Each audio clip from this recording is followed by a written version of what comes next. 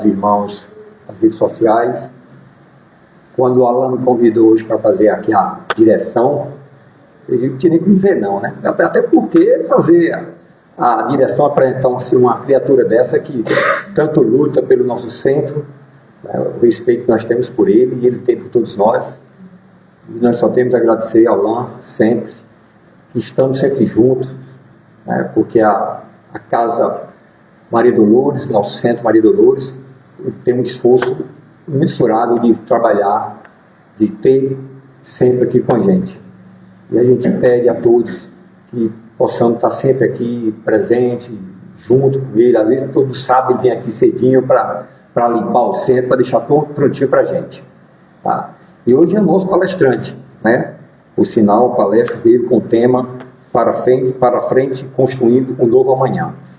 Isso aí, né? Tem que estar, para construir um novo amanhã, tem que estar para frente, né? Ele pode estar nunca para trás, olhando para trás, né?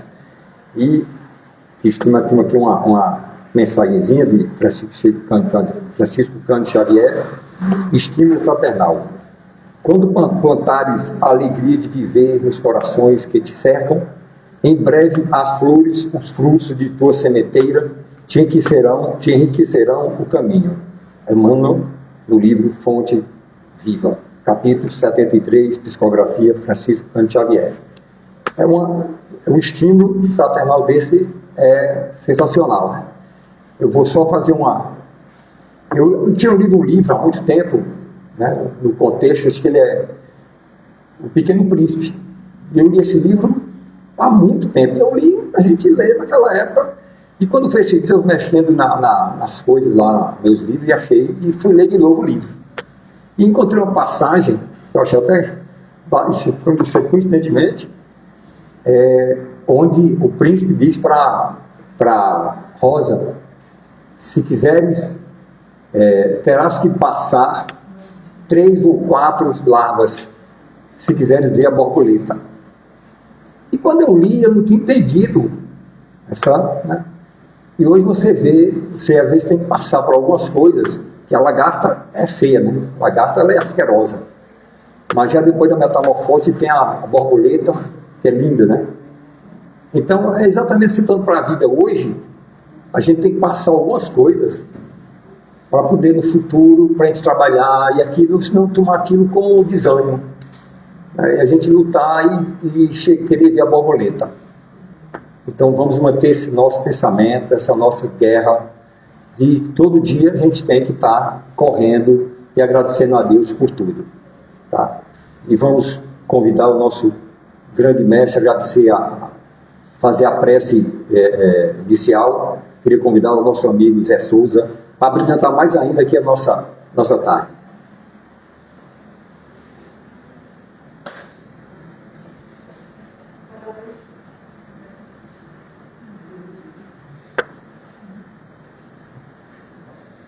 Bom, depois dessa apresentação alegre desse nosso amigo, vamos pensar em Jesus.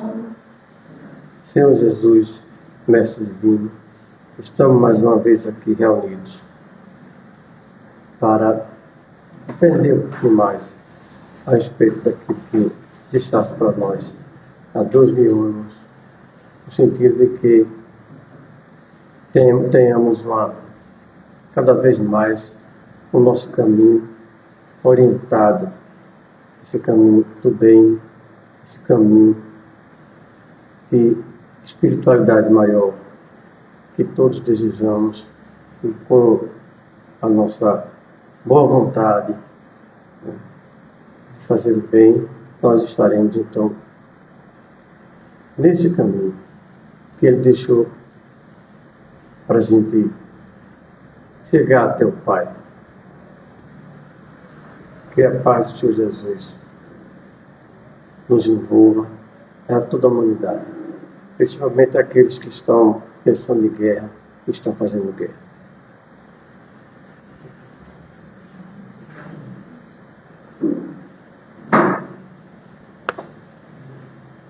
Bom, meus irmãos, depois da nossa prece inicial, vou convidar o nosso irmão Alan para nos abrilhantar mais ainda com essa sua palestra.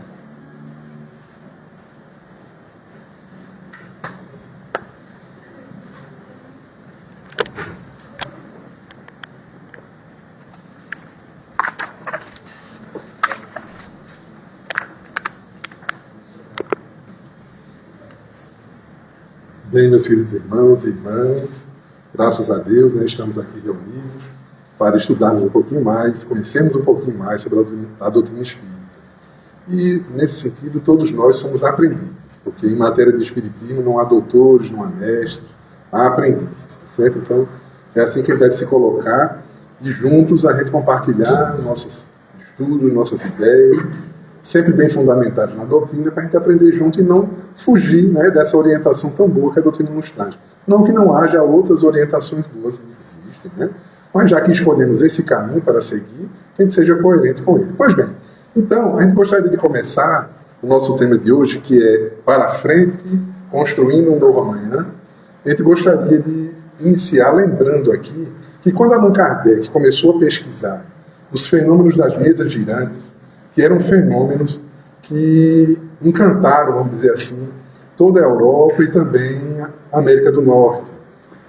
E esses fenômenos ocorriam, eram espíritos que produziam aqueles fenômenos, mas ninguém sabia ainda que eram os espíritos. E Allan Kardec começou a investigar e percebeu que as mesas, porque os fenômenos eram assim, as mesas elas se levantavam, elas batiam, né? Então eram fenômenos, a princípio, fenômenos físicos. E ele, como era um estudioso do magnetismo, ele achou, não, é normal, fenômeno de efeito físico, né? É um fenômeno ali de ordem elétrica, ordem magnética. Só que as mesas começaram a dar respostas inteligentes. Ela apontava para um alfabeto, e formava frases, e dava respostas. Então ele começou a pensar o seguinte, peraí, se a mesa, esse fenômeno está dando respostas inteligentes, é porque existe uma inteligência por trás. Porque a mesa sozinha, um fenômeno físico, ele não produz um efeito inteligente. Então ele começa a investigar e ele descobre que, na verdade, é Kardec que descobre isso, que quem produzia aqueles fenômenos eram os espíritos. Mas ninguém sabia naquela época, hoje em dia é muito fácil, mas naquela época ninguém sabia quem eram os espíritos. E ele chega à conclusão, através da sua percepção, da sua observação, de que os espíritos nada mais eram do que as pessoas sem o corpo físico. Após o fenômeno da morte do corpo, voltar para o mundo espiritual e, de alguma forma, em algumas circunstâncias, conseguiam produzir certos fenômenos. E aí, ele começa a perceber uma outra coisa interessante, que os espíritos éramos nós, quando desencarnados. Porque todos nós somos espíritos, né? Mas só que estamos no corpo. Mas aí ele percebe uma coisa, que esses espíritos que se comunicavam, depois, a princípio com as mesas, mas depois acabou criando outros métodos e acabou até utilizando a caneta mesmo, o lápis. Na época não existia caneta ainda, né? Existia a pena, existia... Né? Nem lápis eu acho que existia, era pena. Enfim. Então, ele percebe o seguinte, que os espíritos que se comunicavam, eles não eram todos iguais. E ele chega a uma conclusão interessante. O fato da pessoa ter morrido, ter deixado o seu corpo aqui, não a transforma em uma pessoa diferente. A gente continua sendo a mesma pessoa. Então, se eu sou uma pessoa muito inteligente, ao desencarnar eu vou continuar sendo muito inteligente. Se eu for uma pessoa assim, meio ignorante, aquela pessoa meio bruta, vamos dizer assim, ignorante no sentido de bruto, quando desencarnar eu vou continuar sendo assim. Por exemplo, deixa eu fazer uma pergunta a vocês. Vocês têm algum amigo ou amiga que gosta de ficar pregando peça, fazendo piadinha o tempo todo, pegadinha, né? Vocês têm alguém assim? Quando essa pessoa desencarnar, o que vocês acham que ela vai fazer? A mesma coisa. Esses são os espíritos que são aqueles que gostam de ficar dando susto nos outros. E, aliás, esses espíritos, Kardec percebe logo que esses espíritos não são perigosos. Se acontecer alguma coisa assim, basta você dizer, não se importar com aquele fenômeno que ele acaba se afastando, que é igual apelido, né? Quando alguém bota um apelido na gente, se a gente se importar, o que acontece? Pega, né? Se você não deixar, não estiver nem aí, perde a graça, a pessoa desiste e não vai botar apelido em você. Esses espíritos brincalhões são assim também. Esse não é o espírito perigoso. Que, inclusive, ele gosta de pregar peça, aparecendo para quem tem evidência, né? Aparecendo com formas estranhas para assustar. Mas, na verdade, aquilo é brincadeira. De mau gosto, mas é brincadeira. Né? Se a pessoa não se importar, ele vai embora. Isso não é problema. Esse não é o espírito perigoso. O espírito perigoso é aquele que não aparece. Ele fica na dele. Só me insuflando ideias negativas para a gente cair. Esse é que é o espírito perigoso, quem tem que se acautelar. Por isso que Jesus dizia orar e vigiar. Tem que orar e vigiar para se acautelar dessas más influências, dessas más sugestões, Por exemplo, vou dar uma sugestão. Se eu fosse um obsessor e eu quisesse derrubar alguém, o que você pode fazer? Olha, você não serve para nada. Ninguém gosta de você. Já percebeu isso? Olha só. E a pessoa vai ouvindo aquilo, se não estiver atenta, vai acreditando. Aquilo vai crescendo, daqui a pouco a pessoa acha que precisa desistir da vida, porque não serve para nada. Isso é muito comum desses obsessores fazerem. Então ele tem que estar atento. Toda vez que vier um pensamento de menos-valia em relação a nós mesmos, a gente deve afastar esse pensamento. Porque todos nós, sem exceção, somos valiosos. Como diz nosso irmão, que esteve até aqui presente, nesses dias, no Revivendo Jesus, Arthur Valadares, ele tem um estudo que mostra o seguinte: que todos nós somos a obra-prima da criação. Porque o espírito formado, que somos nós, somos o topo da evolução, né? Veja, da criação. É lógico que nós vamos avançar até chegar ao topo da pureza, né? Da sabedoria e da pureza. Mas, enquanto seres, nós somos o ápice criativo. Porque temos consciência de nós mesmos, temos consciência de Deus, temos consciência do futuro, da vida futura. E isso nos caracteriza como ser totalmente diferenciado na criação. Os animais não têm nada disso, né? Embora tenham alguns lampejos de consciência, mas ainda é muito rudimentar. Os animais, os mamíferos mais avançados. Pois bem, mas aí o que acontece? Ele percebe também que, pelo fato da gente não mudar após a morte, que a gente não pode acreditar em tudo que um espírito diz. Porque pode ser uma pessoa brincalhona, pode ser um galhofeiro, pode ser um pseudo-sábio. Então, o fato de um espírito se comunicar não transforma numa autoridade. Inclusive, Kardec editou o Livro dos Médiuns justamente para que a gente estude e aprenda o que ele deve perguntar aos espíritos, como ele deve se relacionar com eles, como ele deve identificar quem é esse espírito. Existem formas. Então, se eu percebo por exemplo, existe uma regra de yoga, tá? Um espírito superior, ele não vai interferir no nosso livre-arbítrio. Então, se eu chegar para ele, um espírito, e perguntar: olha, não é melhor eu acabar meu casamento? Ou não é melhor eu mudar de ramo de negócio? Se ele responder que sim ou que não, é porque não é um espírito superior. Porque o espírito superior não vai decidir por nós. Assim como um pai não vai fazer a tarefa de casa do seu filho. Se fizer, está atrapalhando o filho. Não, mas ele vai receber uma repreensão, deixa ele receber, para ele aprender a ser responsável. Então, o espírito superior, ele não interfere no nosso livre-arbítrio.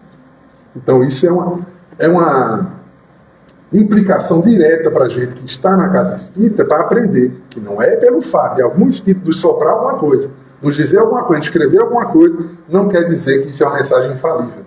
Tem que passar pelo crivo da razão, tem que observar e analisar. E o médium que for suscetível, ser melindroso demais, que a gente olhar e dizer: olha, já passei por isso. Uma pessoa que começou, a primeira psicografia que fez, queria publicar. Eu disse: olha, vamos dar o tempo. A psicografia não era ruim.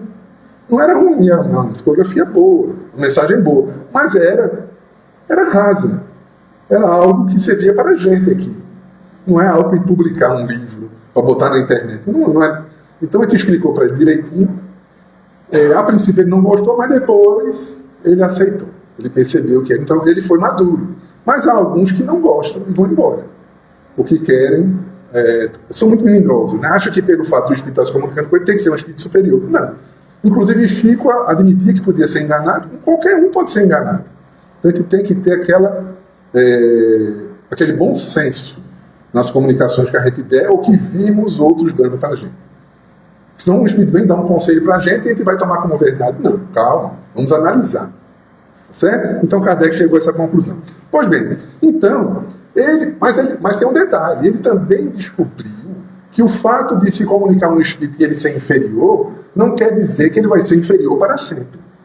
Não, existe uma lei de evolução. E que ele vai, ao longo de inúmeras encarnações, ele vai se desenvolver, vai aprender outras coisas, vai desenvolver habilidades, e ele vai se tornar um dia um espírito puro. E isso está bem claro na escala espírita, que Kardec divide em 3 grandes grupos: os espíritos inferiores ou imperfeitos, né? Aqueles espíritos bons, voltados para o bem, e os puros. Então todos nós estamos em algum lugar dessa escala, mas mais facilmente na primeira, dos espíritos imperfeitos, porque ainda temos ciúmes, ainda só não temos inveja, o orgulho ainda fala mais alto, tudo bem, mas estamos trabalhando para nos melhorar, não vamos ficar com isso para sempre. E aí na questão 640 do Livro dos Espíritos, tem uma passagem que eu acho muito bonita, porque esse trecho é uma parte que Kardec pergunta se os espíritos que interferem nos fenômenos da natureza, na chuva, né, nos ventos, né, tempestades, essas coisas todas, que não sei se vocês sabem, mas tem espíritos que interferem nesses fenômenos. Né? E ele pergunta se eles agem com liberdade, usando seu livre-arbítrio, ou agem totalmente por instinto. E os espíritos dizem o seguinte, que depende. Alguns agem com essa liberdade, esse livre-arbítrio, mas outros tantos agem de forma instintiva. E Kardec, na Revista Espírita de 1868, a primeira publicação dele, ele retoma os diversos contos que existem na mitologia de diversos povos, que tratam de alguns seres que cuidam da natureza. Eu vou dar alguns exemplos. As fadas, né? Os gnomos, não tem isso? Os duendes. Então, Kardec, ele faz um estudo lá e ele mostra que ele tem que estudar isso, porque, na verdade, esses espíritos, esses seres, lógico, a mitologia cresce, bota um maravilhoso, né? Mas, na verdade, o que está por trás daquilo ali é algum encontro, alguém que percebe a existência desses espíritos que atuam sobre a natureza. O nosso folclore aqui no Brasil tem muitos desses espíritos. Quem me diz aí qual é o espírito da natureza que é ligado a pé de vento, redemoinho? Quem se lembra qual é? Saci Pererê, não é? Isso lógico, está no folclore, tem toda a história, aí é modificado, né? Tem um maravilhoso, mas no fundo dessas histórias, de Boitatá, de Curupira, tudo isso aí são espíritos que atuam cuidando da natureza, e boa parte deles, que os esotéricos chamam de elementais, boa parte deles agem instintivamente, porque são espíritos ainda num estágio muito inicial do seu desenvolvimento. E Kardec estuda essa questão e pergunta, né? E aí os espíritos, além de dizer que alguns deles agem de forma instintiva, só um detalhe também para quem gosta de estudar. Aqueles que cuidam dos fenômenos da natureza, que cuidam com livre-arbítrio, com consciência, muito provavelmente são aqueles seres que os hindus chamam de devas. Quem gostar de estudar, pesquisar, pode dar uma pesquisar para ver se tem relação realmente. São espíritos superiores, muito elevados, que atuam e que utilizam o trabalho desses elementais, desses espíritos mais inferiores da criação, para fazer o trabalho de cuidado com os fenômenos que regem o nosso planeta. Mas o interessante é que no final dessa passagem, os espíritos dizem que tudo se encadeia na natureza, do átomo primitivo até o arcanjo. Então, o espiritismo, os amigos espirituais não revelam um processo evolutivo aí que é muito mais ousado e poderoso do que aquele que Charles Darwin nos apresentou, porque ele nos mostra que tem todo um desenvolvimento, um encadeamento, desde o átomo até a chegada no arcanjo. Então é Deus agindo na sua criação aí, com todos os elementos da natureza, todos os seres, em todos os reinos. Então existe uma lei de progresso. Então, mas isso aí serve para quê, Alan? Isso aí, na minha vida, serve para quê? Porque quando a gente estuda os evangelhos, os textos antigos, de qualquer mitologia, e estuda o livro dos Espíritos e a doutrina espírita, tem que se perguntar sempre, isso interfere em quê na minha vida? É uma pergunta que a gente tem que fazer. E interfere em muitas coisas. Certo? Primeiro, eu vou ver algumas implicações, tá? Uma delas é o seguinte, se tudo que existe na natureza está evoluindo, observa, vejam bem, se tudo está evoluindo, do átomo ao arcanjo, tudo está evoluindo, o que é que imaginar? No universo está evoluindo na criação. Isso significa que tudo está tudo está melhorando. Melhorando. Mas, Alan, como é que pode? Um mundo tão cheio de desgraça, cheio de problema, de guerra, de coisa, de confusão. Sim, essas confusões existem devido ao estágio ainda inicial do nosso desenvolvimento espiritual. Mas isso com o tempo vai passar. Jesus já advertia, né, que era necessário que houvesse os escândalos. E disse, no mundo tereis aflições. Mas isso não quer dizer que serão para sempre, porque essas aflições que a gente passa na Terra, esses problemas, ele tem um sentido de impulsionar o ser para que ele evolua. Então, à medida que a gente passa pelos sofrimentos, pelos problemas, a gente desenvolve a inteligência para resolver os problemas. A gente desenvolve todo o nosso sentimento, nossas emoções, para resolver os conflitos que existem com os que estão ao nosso redor, e a gente vai amadurecendo, vai crescendo. É somente assim que a gente chega um dia à pureza, a ser um espírito puro, como Jesus o é. E Jesus é um espírito puro, mas um espírito puro na escala, ele está lá no topo mesmo dos espíritos puros. É um espírito crístico. E não quer dizer que ele é o mais elevado de todos, porque tem outros espíritos crísticos no universo. O que não desmerece em nada a sua grandeza, porque a gente, em relação a ele, é uma formiga, vamos dizer assim. Mas existem outros espíritos também, tão elevados quanto ele, e outros tantos mais elevados. Mas é uma coisa que foge à nossa compreensão. Mas o importante é de saber que se tudo está melhorando, aí vem a pergunta para a nossa vida. Se tudo está melhorando, se tudo está se desenvolvendo, por que às vezes eu aceito alguém dizer, por exemplo, que eu não sou bom, que eu não sou capaz, que eu não vou conseguir? Se tudo que existe está progredindo, eu também, vocês também. Todos somos filhos de Deus e tudo está progredindo, tudo está melhorando. Todos nós estamos nesse barco. Ninguém escapa.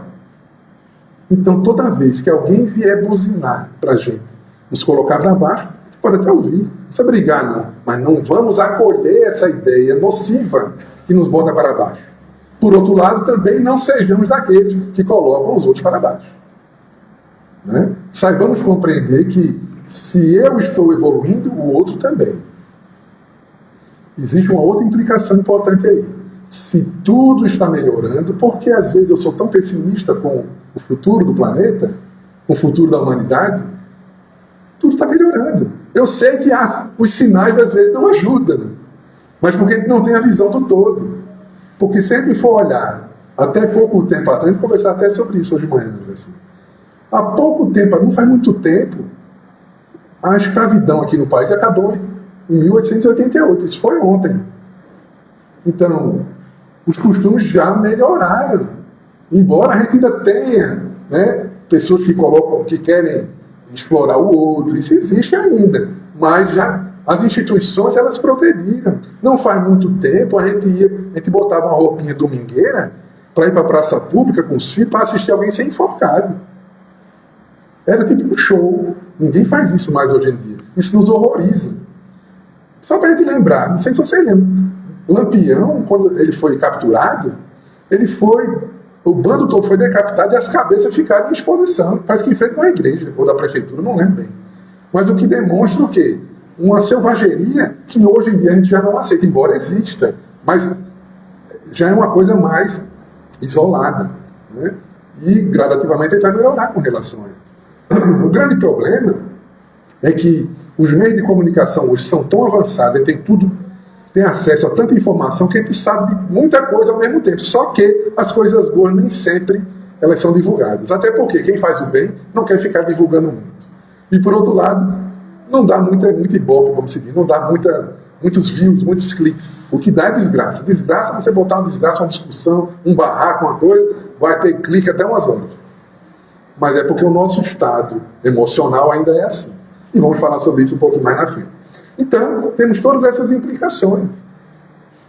Tem uma outra implicação interessante, porque alguém pode perguntar assim, puxa vida, mas Deus, ele não podia ter acelerado um pouquinho esse processo, né? Fazia a gente logo perfeito, que bota a gente em encarnação, a gente sofre que são danados, sofre que só a moléstia, vamos dizer assim, e sofre para lá, sofre para cá, e vai evoluindo tão devagarinho, não podia fazer a gente já perfeito?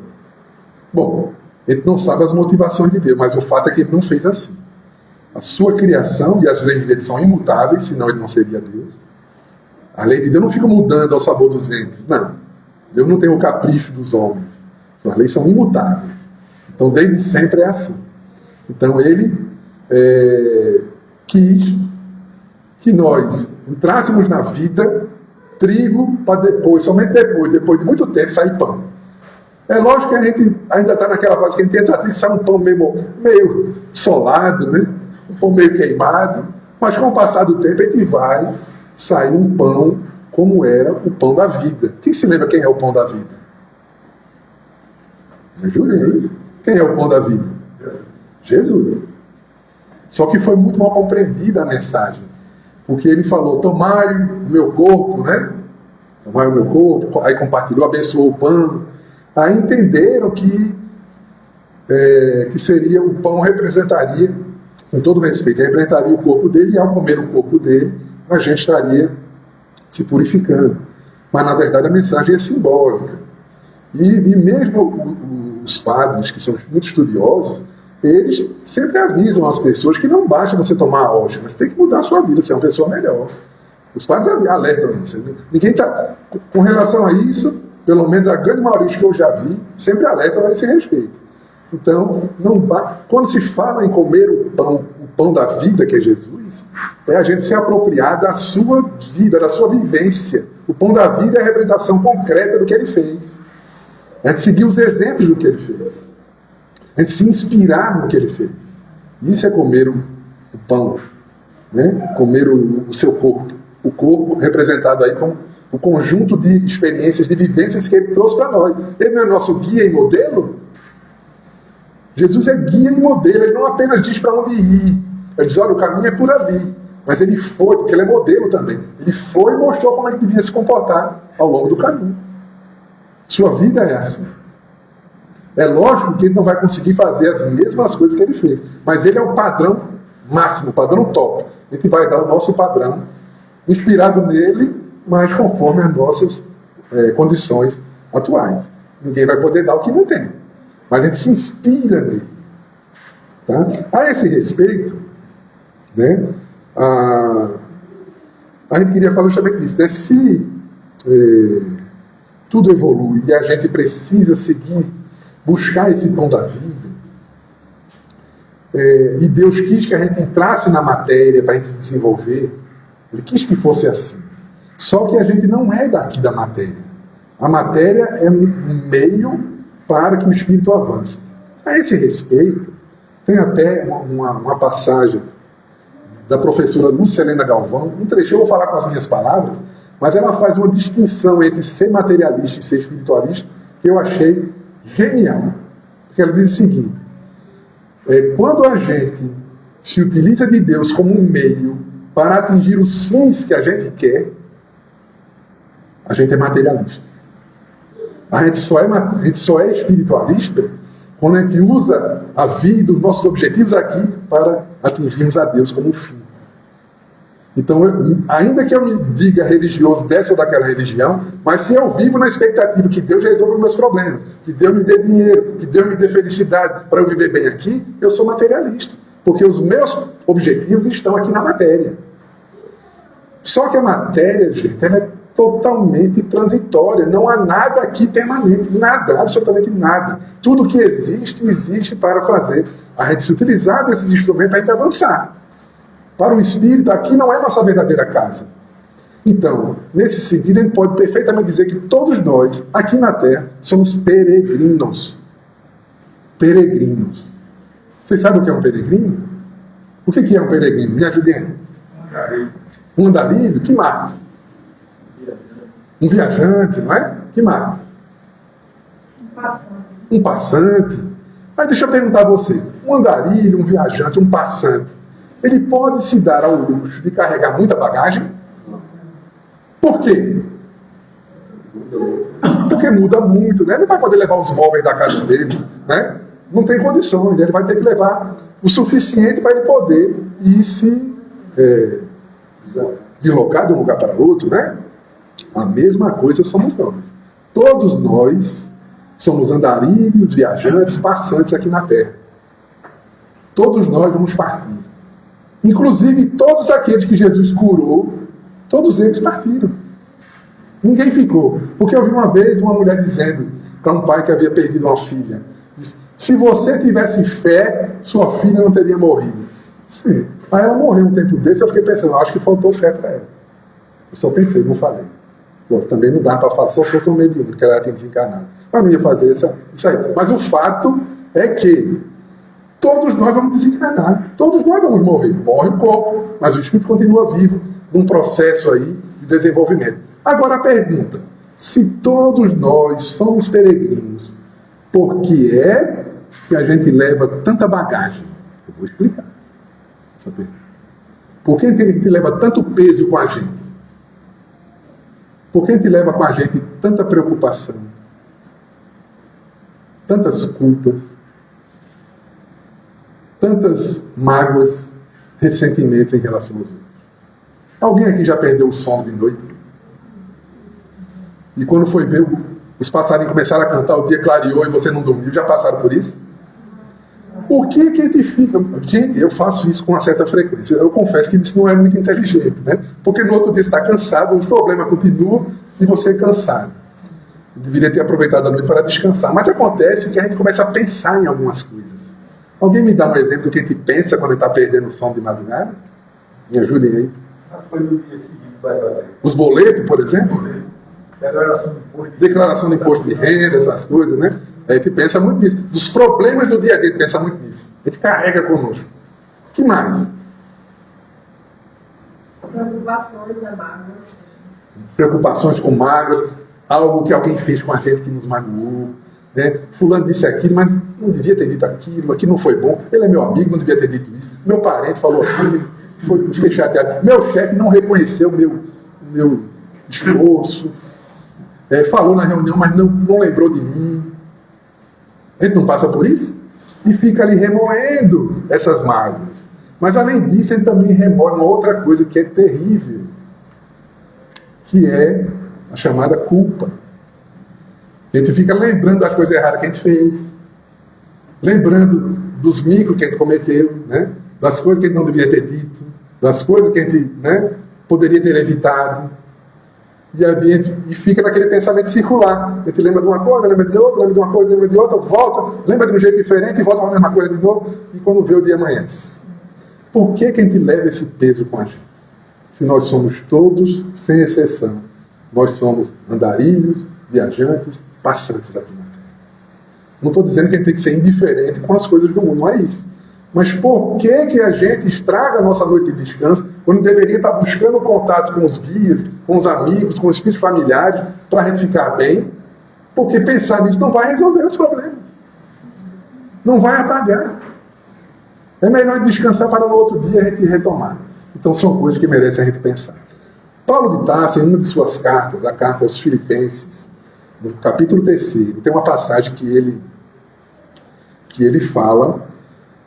Ela é muito interessante, a perícope, né, o trecho todinho, eu vou falar com as minhas palavras, depois vocês olham lá, capítulo 3, deixa eu ver aqui se eu tenho aqui, mas é o capítulo 3 da carta aos Filipenses, tá?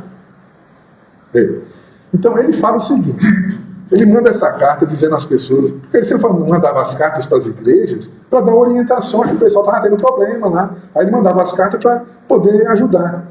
Então ele faz uma explicação, ele diz o seguinte, começa assim, que ele lembra, ele se recorda das coisas erradas que ele fez no passado, porque Paulo foi o primeiro perseguidor dos cristãos, vocês sabem disso, né?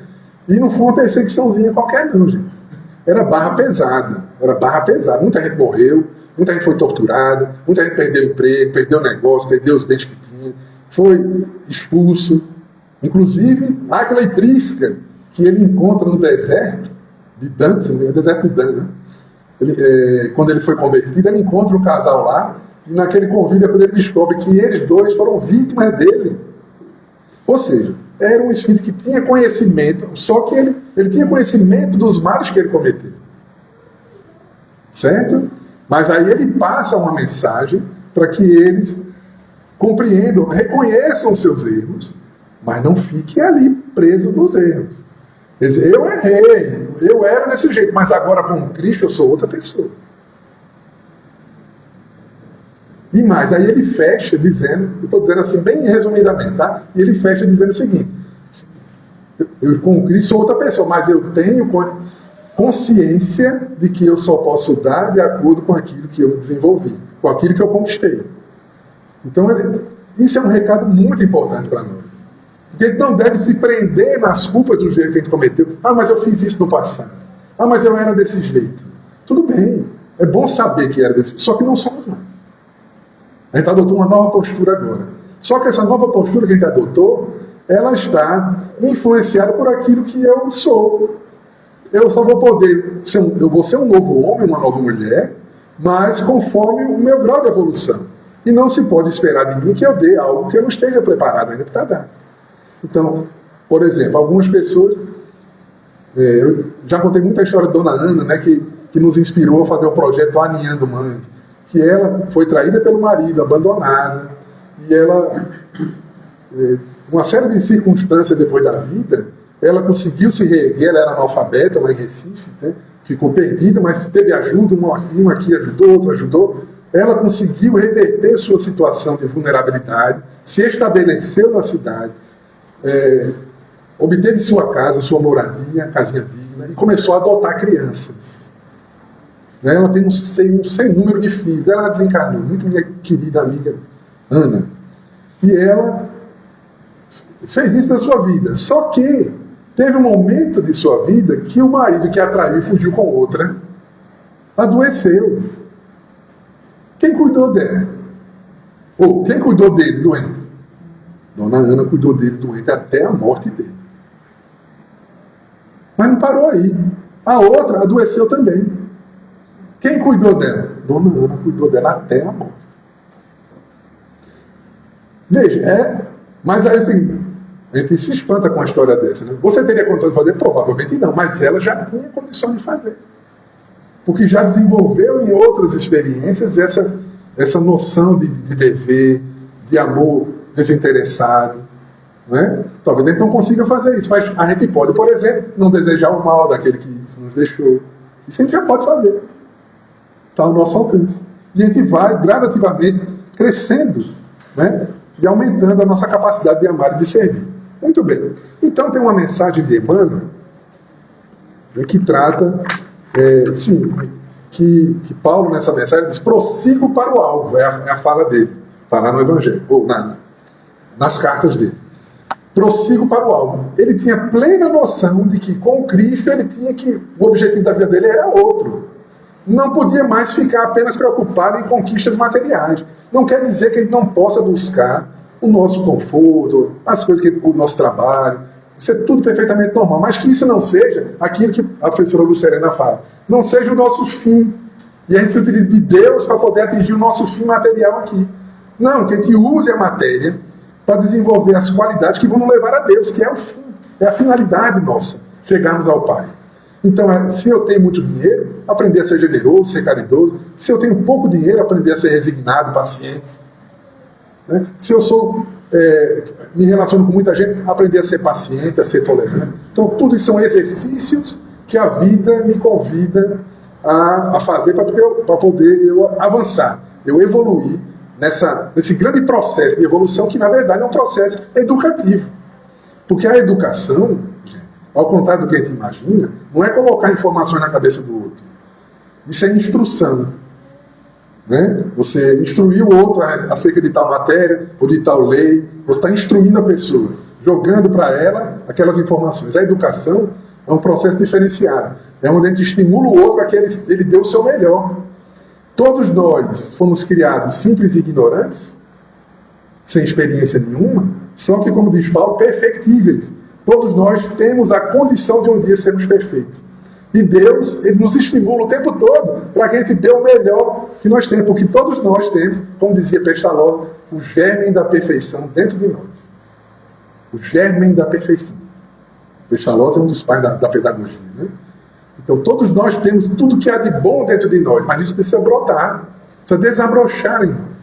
E é a educação que tem esse papel. Fazer, então, a evolução que Deus nos coloca, esse grande processo, é um processo educativo. Então, tem uma mensagem de Emmanuel, que a gente vai ver o que seria esse para frente que ele está dizendo, né? Nosso irmão já captou no exórdio, já deu uma pincelada ali. E o nome da mensagem é O Apelo de Sempre, de Emmanuel, tá? em um dos livros de Emmanuel, psicografados por Chico Xavier. Então eu vou ler só um trechinho aqui, só para a gente fazer uma reflexão e a gente ir fechando nosso assunto. Nas horas de aguaceiro, reflete na colheita que virá. Que aguaceiro é esse? Os problemas. É imposto de renda para fazer, é o boleto para pagar. Porque eu não sei quem tem boleto, mas ele sempre chega, né? Todo mês ele vem. Então, mas ele não deve se prender nesse aguaceiro, nesses problemas. É dificuldade de relacionamento na família, é dificuldade no trabalho, é problema no trânsito, né? É tanta coisa que nos afeta.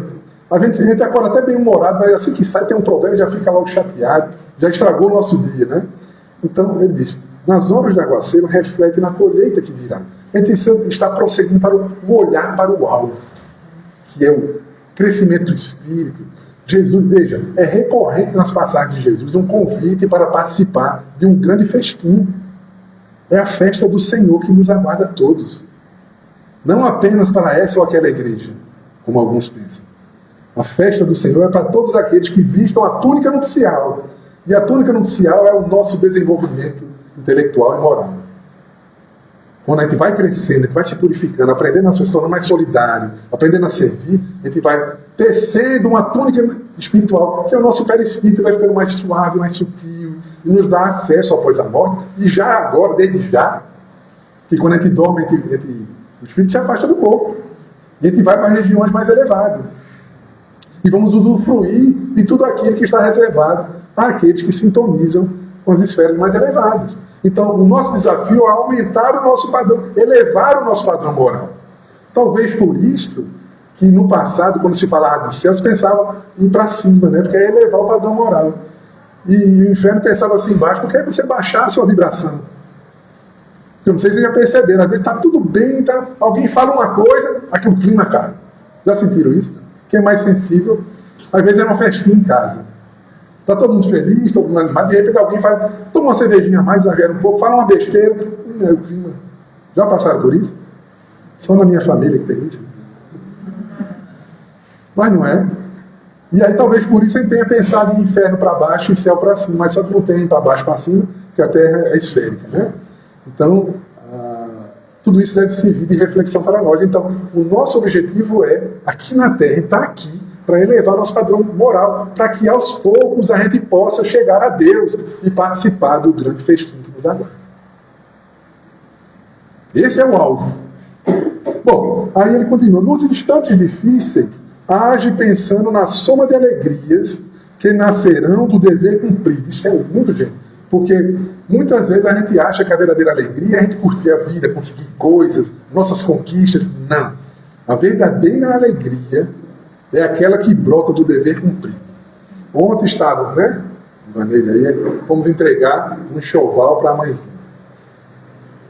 Ao sair, o tipo de sensação que a gente tem, de alegria interior, é muito diferente da alegria que o mundo nos oferece. Que é uma alegria ruidosa, barulhenta, agitada, ansiosa, que muitas vezes a gente sente, mas daqui a pouco é como beber água do mar. Você está com sede, bebe água do mar, você bebe, mas daqui a pouco está com sede de novo. Não sacia a alma. Mas a alegria verdadeira é aquela que decorre do dever cumprido. É aquela da mãe que, mesmo perdendo a noite de sono, mas cuidou de seu filho, que está doentinho, acorda cansada, mas a alegria de vê-lo melhor é a alegria que decorre do dever cumprido. E por aí vai. Ele deve se preocupar com isso. E aí ele continua. Não te detenhas em recordações amargas do pretérito. Sejam as culpas, sejam as mágoas. A gente não deve ficar preso nisso. A culpa, ela tem sua função. Eu mesmo, no passado, eu era meio duro com a culpa. Eu achava que ele deveria apagar esse termo culpa do dicionário. Eu achava que não era bom. Mas hoje em dia, um pouquinho mais maduro, eu compreendo que a culpa tem a sua função. O problema é o que a gente faz com a culpa. Alguns psicólogos chegam a dizer que existe a chamada culpa adaptativa, que seria uma culpa boa. É aquela onde eu refaço, eu me transformo, eu mudo a minha vida em função daquela culpa. Quer ver um exemplo? Paulo de Tarso, ele pintou e bordou. Quando ele teve a visão de Jesus na história de Damasco, ele reconheceu, olha só, porque a culpa é a dor moral por reconhecer que a gente fez alguma coisa errada e que prejudicou os outros, ou a nós mesmos. A culpa é por aí. essa dor moral de, eita, pisei na bola, fiz tudo errado. Só que ele não ficou choramingando. Ele reconheceu, sentiu a dor da culpa e disse: Senhor, o que queres que eu faça? Veja que postura adulta, esse é um espírito extraordinário. Ele disse: olha, fiz errado, fiz besteira, o que eu faço para consertar? Então, esse tipo de postura em relação à culpa, ele é positivo. Quer ver outro exemplo? Judas. Judas tinha uma expectativa que naquela negociação das moedas, Jesus iria mostrar todo o seu poder e iria implantar o reino de Deus. Ele tinha a ilusão, Judas, de que a mensagem do Cristo, ela precisa do apoio de políticos, das pessoas de dinheiro. Ele tinha essa ilusão. E Jesus sempre o advertia, mas sem interferir no seu livre-arbítrio. Ele dava uma mensagem sutil para ele pensar. Mas não dizia: você tem que fazer isso, tem que fazer aquilo. Essa é a postura do Espírito Superior. Jesus era assim, né? Aliás, Jesus nunca condenou ninguém, ele condenava o erro. Ele condenava a coisa que estava errada, mas ele nunca dizia: você está fazendo errado, você tem que fazer assim. Ele não fazia isso. Pois bem, Judas reconheceu a besteira que fez, porque ele não queria que Jesus fosse torturado, que batessem nele, colocasse coroa de espinho, que humilhasse ele, cuspisse em cima dele. Ele não queria isso. Mas quando ele viu o que estava acontecendo, ele se arrepende. E ele sente a dor moral que é a culpa, né? Eu fiz besteira, foi lá, jogou as moedas, lembra disso? Joga as moedas de volta para aqueles homens, só que ele não sabe lidar com a culpa. Aí ele vai e se suicida. Ele foge. Né? Porque ele deixou que a culpa o dominasse, a culpa o paralisasse. Então, esse alerta que Emmanuel nos faz aqui é: não te detenhas em recordações amargas do pretérito. Não importa o que a gente fez de errado no passado. Não importa. Importa sim, como uma experiência. Mas isso não me define, eu não sou aquilo. Eu hoje estou me transformando e vou me transformar numa coisa melhor ainda lá na frente. Não devo me deter, não devo paralisar aqui. E as mágoas também. Porque eu tenho que me lembrar que aqueles que erram comigo, eles também são alunos, também são aprendizes, também são filhos de Deus, também são obras-primas da criação em evolução. Então a gente tem que ter isso, essa maturidade para não exigir que o outro faça aquilo que muitas vezes a gente também não consegue. Porque não raro a gente se magoa com coisas que fizeram conosco, mas que a gente faz com os outros. Lembra daquela, desde onde Jesus é muito à frente do seu tempo. Aquela passagem do homem que devia a um poderoso, aí o homem perdoa a dívida dele, né? Lembra disso? Aí ele vai, tem um outro que devia para ele vai lá, é bem duro. O outro homem vendo aquilo, né, sabendo, aí pune ele. Porque ele era quando é para ele, me perdoe, né? Eu sou um coitadinho, mas quando é com o outro é aquela rigidez. A gente muitas vezes faz assim. Às vezes o outro, quando é rude com a gente fica muito magoado. Mas a gente não observa, a gente nem percebe às vezes o quanto a gente é rude com o outro menor que a gente. Então são coisas que merecem nossa reflexão. Não nos detemos nisso. Mas se fazemos isso, identificamos, porque o processo é de autoconhecimento. A gente precisa identificar o que não está bom. A gente tem que ter essa coragem de fazer um mergulho, dizer o que é que não está bom em mim. Mas a gente passa muito tempo analisando o que os outros fazem de mal para a gente. É meu marido que não me ajuda, meus filhos não são compreensíveis, meu chefe que não é bom, os vizinhos tocam fogo, a roupa fica tudo cheio de cheiro de fumaça. E essas coisas. Tem isso aqui, você? São coisas que nos magoam, mas na verdade ele não deveria estar preocupado tanto com isso. O mais importante, porque o final, o objetivo não é chegarmos a Deus e não utilizar Deus para resolver esses problemas da gente aqui. Não é isso. A proposta não é essa. A não ser que a gente seja materialista, como diz a professora Lucilena Galvão. Então que possamos abrir nossos olhos nesse sentido. E aí ele tem um trecho aqui que ele diz: para frente é o apelo de mais alto. Então para frente, se a gente quiser uma vida nova, um novo amanhã, uma vida diferente, a gente precisa caminhar para frente. Não é que a gente não olhe para trás de vez em quando para lembrar o que a gente fez de errado. Tudo bem. Do mesmo jeito que a pessoa, diz Emmanuel aqui, quando ele dirige o carro, você de vez em quando você olha no retrovisor, não é? Mas você não pode... Imagina que você ia dirigir olhando o tempo todo para o retrovisor, não ia dar certo, né? Então é uma advertência boa para a gente. A nossa vida não pode estar o tempo todo olhando para o retrovisor, não. Não importa os erros que ele cometeu, e não importa os erros que cometeram conosco. O que importa é o que a gente vai fazer com isso. Qual a minha postura agora com essas coisas que aconteceram no passado em relação a mim? Eu vou ter uma postura madura Aquela de quem quer aprender e avança, ou vou ficar como uma criança chorando, esperneando, reclamando? Essa é uma pergunta dura, não é? É uma pergunta dura. E a gente tem que fazer isso para a gente. Porque a proposta é sempre um esforço individual, um esforço nosso. Toda vez que a gente lê uma passagem evangélica, é um recado para o espírito imortal que somos nós. Jesus nos queria dizer algo, nos estimular a algo, para que a gente chegue um dia a Deus. Então eu tenho que fazer esse exercício. Como é que eu me comportei? O que eu fiz, será que foi bom? Como disse Santo Agostinho, antes de dormir, fazer essa autoanálise. Como foi o meu dia? Será que eu fiz todo o bem que eu podia ter feito? Será que eu prejudiquei alguém? E ao identificar, não ficar choramingando. Foi errado. O que eu posso fazer para ajeitar isso? E caminhar para frente. Para frente. Muito bem. E aí, como é que a gente faz para ir para frente, né? A gente precisa reprogramar a nossa mente. Porque muitas vezes nós temos hábitos tão arraigados no passado que a gente não consegue sair de um ciclo vicioso de maus pensamentos, de maus hábitos. Deixa eu dar um exemplo para vocês entenderem melhor. Vamos supor que eu seja uma pessoa que em algum momento do passado passei por uma grande decepção. Seja nessa vida ou em outra existência. E eu trago comigo uma pessoa que foi enganada e se decepcionou, ela normalmente ela começa a ter um tipo de comportamento, que é o de desconfiar, né? Fica uma pessoa desconfiada, acha que sempre tem ninguém está falando a verdade, sempre tem alguma coisa errada ali. A gente pode enveredar por um caminho desse. E aí o que acontece? Se no dia a dia eu tenho o hábito de ler notícias ruins, falando de desgraça, e eu já sou uma pessoa desconfiada com tudo e com todos, se eu faço disso um hábito, isso vai aumentar ou diminuir minha desconfiança? Vai aumentar. Então deixa eu dar um exemplo. Se eu estiver pegando uma viagem para Recife, eu digo isso porque eu passei por isso. Aí não tem ali o atacadão, né? Não tem um engarrafamento bom ali, bem caprichado, né? Aí digamos que você está ali naquele engarrafamento, o carro mal anda. E de repente vem, eu sou essa pessoa, desconfiado, né? Por decepções que eu passei no passado. De manhã eu li um monte de notícia trevosa falando mal que a humanidade não presta, as pessoas não prestam, só tem coisa ruim. Aí eu estou lá no trânsito, de repente um barulho de ambulância atrás de mim. Eu sendo essa pessoa, qual é a primeira coisa que eu vou pensar dessa ambulância? Quem me diz aí?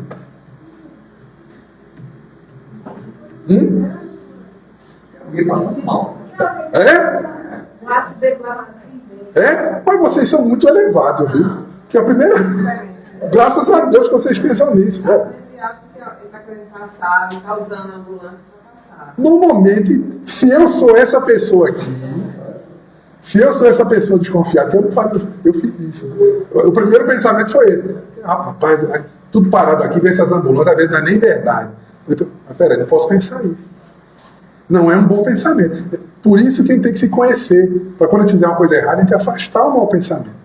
E substituir por um pensamento bom. Deve ser alguém doente mesmo que está usando. Mas se eu sou desconfiado e me alimento diariamente, né, de notícias ruins, eu vou viver assim, criando problema. Onde quer que eu passe, eu vejo problema. Ninguém é honesto, ninguém está falando a verdade. E isso é muito complicado. Tem pessoas que não conseguem manter um relacionamento por causa disso. Porque nunca acreditam no outro, ou na outra.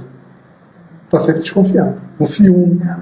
Né? Sempre com o pé atrás. Como é que eu vou ser feliz desse jeito? Então são coisas que a gente tem que reprogramar nossa mente. Então o que a gente tem que buscar? Boas leituras, né? Boas músicas, boas convivências. Quando vier uma fofoca, a gente atende ali mais desfaça e sai. Porque se eu não sou capaz ainda de conviver com isso, me faz mal, eu tenho que dar um tempo. Porque Chico Xavier, ele lia as páginas policiais, sim. Mas sabe por que ele lia? Para orar por todos os assassinos e assassinados, doentes, ladrão. Ele orava por todos eles. Ele não captava aquela mensagem para poder ficar mal. Só que nós não estamos no nível de espírito. Então, se eu não consigo lidar bem com essas notícias, eu devo evitar. Vamos ver coisas boas? Não é virar uma poliana, acha que tudo é bom. Não é isso que ele está falando. Mas é a gente ser um pouco mais otimista. Olhar as coisas boas da vida. Pois bem, então, esse é o convite. Tem uma passagem, eu gostaria de falar aqui para você, para a gente fechar, especialmente buscar o pão da vida, né? O pão da vida que é Jesus, é uma leitura, reflexão sobre os ensinos de Jesus. O que Jesus faria numa situação dessa? Você tem que ter essa pergunta próxima da gente, né? Se eu estou com um problema qualquer, como Jesus agiria? É bom a gente pensar assim. E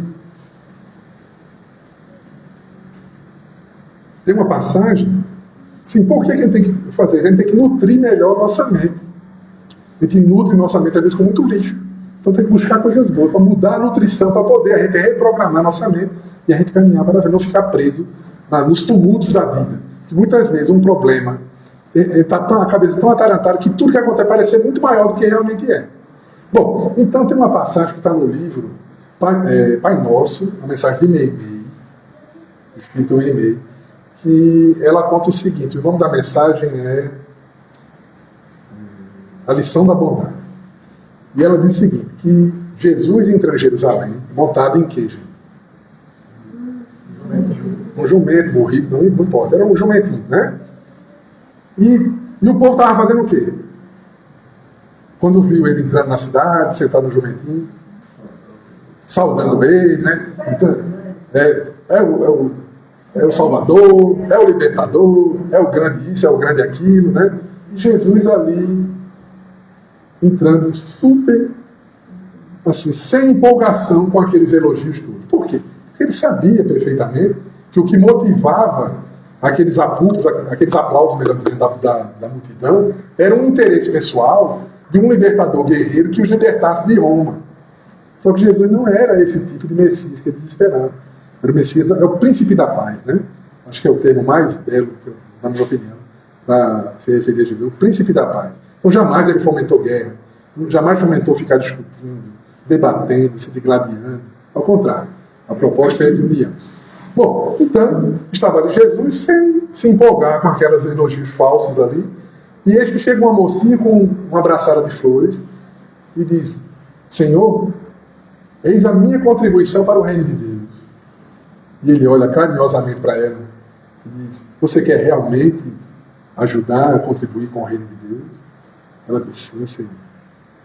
Então, minha filha, traz um pouco de alimento e de água para esse animal que está me servindo, que está me ajudando. E ela compreendeu perfeitamente naquele momento que o que Jesus espera de cada um de nós é uma bondade fiel, sincera de coração, aquele desejo sincero de se melhorar e atuando nas pequenas coisas. Então não precisa querer fazer as grandiosas coisas, não, mas no dia a dia, nas pequenas coisas, ser um pouco mais bondoso, um pouco mais bondosa, olhar para o outro, a necessidade do outro, o que ele está precisando? Você está falando assim, será que está com algum problema? Tem um pouco mais de paciência, de tolerância. É esse tipo de contribuição que a gente dá para o reino de Deus. Estava eu aqui um dia na faxina. A gente sabe que essas histórias, boa parte delas são fábulas também, né? Fábulas não, mas são parábolas, né? Eu não sei se essa que me conta é justamente um caso desse, tá? Mas o fato é que eu estava aqui e um amigo espiritual me passou uma visão de um momento que Jesus estava caminhando, carregando a cruz. Veja que interessante. Ele quis completar, mostrar a visão dela, desse espírito das rosas, quando Jesus estava sendo levado, porque aquela mesma multidão que estava aplaudindo ele, poucos dias depois, preferiram Barrabás, porque era guerreiro. A gente quer um mundo melhor aqui, uma política melhor, uma economia melhor, e Deus tem que nos ajudar a isso. Isso é ser materialista. O verdadeiro espiritualista, ele sabe que tudo isso que a gente usa é transitório, a gente deve fazer o melhor que a gente puder aqui sim, mas o objetivo é a gente caminhar em direção às virtudes, né, às conquistas espirituais, para sermos verdadeiramente felizes. E aí o que acontece? O amigo me mostrou a passagem, a visão, né? Que ela estava, aquelas ruelas, Jesus muito cansado já, carregando a cruz, e ela percebendo o quanto ele estava cansado e abatido, machucado, lembrando da lição que ele havia lhe dado, né? O desejo de servir e ajudar sempre, ela preparou, botou um pouquinho de água, um copo, e foi levar para Jesus. Só que um brutamonte, um soldado romano daquele, vendo ela se aproximando dele, deu um empurrão, que ela caiu, foi água para tudo que é lado, e ela se arranhou no chão ali. Era típico, né, do soldado bruto, né? E aí ela se levanta, mas não alimenta nenhum sentimento de ódio, de mágoa em relação a ele. Concentrada na necessidade do mestre, ela diz: olha, eu entendo que é seu trabalho, mas veja como ele está cansado, como ele está abatido. Ele dá aquele grunhido, não dá muita atenção a ele e continua andando. E aí um amigo me mostrou que mais na frente ele puxa um homem no meio da multidão e bota para ajudar Jesus a levar a cruz. Era o Cireneu. E o Cireneu não foi de boa vontade, não, foi na marra. E nesse instante Jesus olha para ela, com todo mesmo com cansaço e a dor, como a aprovar, mostrando a ela o seguinte: que a bondade fiel de coração, ela não se estende apenas aos sofredores do caminho, àqueles que estão passando por necessidade, mas também são exemplos, pequenos gestos de amor para aqueles que têm o coração endurecido. Porque ele, embora não tenha tido ampla um trabalho de amor, mas o que ele conseguiu foi botar alguém para ajudar, mas já foi um avanço muito grande para ele. Embora a gente saiba, como eu disse no início, as mensagens que vêm no mundo espiritual, as visões, a gente deve ter cautela e bom senso, mas independente se aconteceu ou não, é uma lição que serve para nós. Que a gente aprenda no dia a dia, se a gente quiser caminhar para a frente e um dia chegarmos ao Pai, a gente deve aprender a servir aqueles que estão pelo caminho, inclusive aqueles que nos magoam e nos ferem. É lógico que a gente não vai, uma pessoa que nos odeia, não vai ter como eu convidar ele para ir no cinema, passear com ele, não. Mas eu posso não desejar o seu mal. Eu posso, como Dona Ana. Um dia, eu sei que eu acho que agora eu não conseguiria, mas um dia a gente vai conseguir, diante do sofrimento daquele que nos fez mal depois, ela nos socorreu. Poderia não, te vira, né? Você não me deixou lá atrás, te vira, agora é a tua vida. Mas a gente aprende com Jesus, né? Porque pequenos gestos de amor desse vão ajudá-lo, se não nessa encarnação, mas em outra, a não mais fazer aquilo. E assim a gente vai ajudando um ao outro. Então, meus queridos irmãos, né, que possamos ir adiante. Mas é fácil falar isso, né? Mas e quando ele está sofrendo muito, né? Como é que a gente vai servir? Como é que a gente vai dar um exemplo de amor, um gesto de amor, quando ele está no maior sofrimento, na maior luta? Aí tem uma música de Tim e Vanessa, hoje é um dia de música, né? Tá, você vai falar daqui a pouco. Mas tem uma música que ele não vai cantar hoje, que é uma música de Tim e Vanessa, eu até anotei aqui. Que ela diz assim, eu vou ler, tá certo? Minha dor me trouxe aqui para entender a flor que brota em mim. Olha que bonito. A minha dor, ou seja, todas as experiências dolorosas me trouxeram até aqui para eu compreender o meu íntimo, compreender essa flor, essa beleza que está dormindo dentro de cada um de nós e que está brotando aos poucos. E continua: meu amor é aprendiz de um bem maior, que seja assim, nesse vai e vem, encarnações. Sei que voltarei para cuidar da flor, para acalmar a dor e ser feliz. Então, toda e qualquer dor que nós tenhamos hoje, gradativamente nós vamos acalmar, ela vai se dissipar e nós seremos felizes. Mas cabe a nós a gente ter essa compreensão de que tudo que existe, tudo que nos afeta, são convites para que a gente melhore, se torne uma pessoa melhor.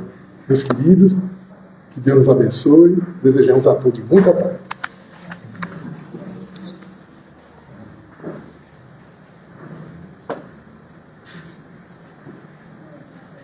Eu particularmente, se eu conseguir estar 10% em prática disso aí, eu estou muito feliz. Viu? Só 10%, não quero muito não. Então vamos ter muito trabalho para se concentrar em tudo isso, ouvir, depois de ouvir essa palestra, e explorar mais o Alain, né? Acho que ele podia estar mais vezes aqui dando palestra para a gente. Né? O cara, ele deve ser muito requisitado, porque eu sei que toda semana está no Recife dando palestra, está não sei aonde, está sempre dando palestra. Então nós temos alguns avisos, agradecemos a Alain, muito obrigado. E os avisos que a gente tem aí é agradecer. Ontem teve o dia da entrega das mães, né, do enxoval, Aninha Mães. Foi uma felicidade total. O pessoal que entrega, como a Alain falou, volta realizado, né, volta com o dever cumprido, de ter feito bem. E a gente continue fazendo esse bem, porque tem muita gente precisando. Muita gente mesmo. A gente precisa estar nessa evolução diária. Tá? A gente tem muito e dá muito pouco. Tá? Um abraço, um bom dia, uma boa tarde, uma boa noite. Isso já seria bem grande para alimentar nossa alma, alimentar nosso espírito. Vamos continuar com tudo isso. Nós temos, logo após a reunião, nós temos o passe. Quem for receber o passe, fica em silêncio, fique em oração, fique em prece. Agradeça, peça a Deus muita luz na hora do passe. Pense em Jesus na hora do passe. Temos também o livro, colocar seu nome ali de encarnados, desencarnados. Pessoal que está precisando de muita luz, de muita paz. Coloque o nome ali que a gente lê toda quarta-feira, das 20 às 20h30, a gente está reunido lendo o nome desse pessoal. E quem puder ficar nesse horário também, em casa, em prece, ler o Evangelho, que a conexão é bem melhor, é bem tranquila. A pessoa que está precisando vai receber muita energia. Então, o seu próprio nome também, ponha lá, porque a gente precisa estar sempre recebendo e iluminando o nosso guia espiritual. Uma vez eu ouvi aqui o Alan falando que a gente ora muito pouco o nosso guia espiritual, né? E se ele não estiver bem, a gente também fica meio tristinho.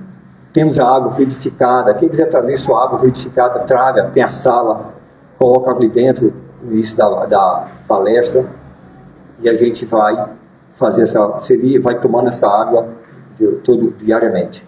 Tá? Logo após também nós temos aqui hoje vai ter o Evangelho, o estudo, né?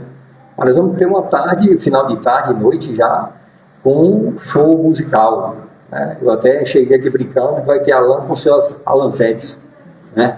A gente vai fazer essa festa também. Isso engrandece cada vez mais nosso espírito. Eu queria convidar para a nossa prece final o nosso amigo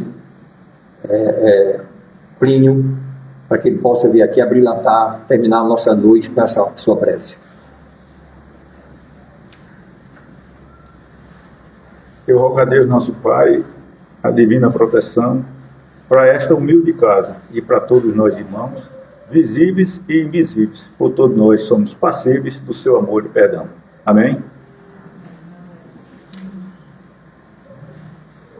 Agradecer só aqui aos meus amigos lá das redes sociais, e nós continuamos. Esqueci um aviso muito importante: a gente continua na campanha, nós não vamos parar da campanha da doação dos nossos bazar.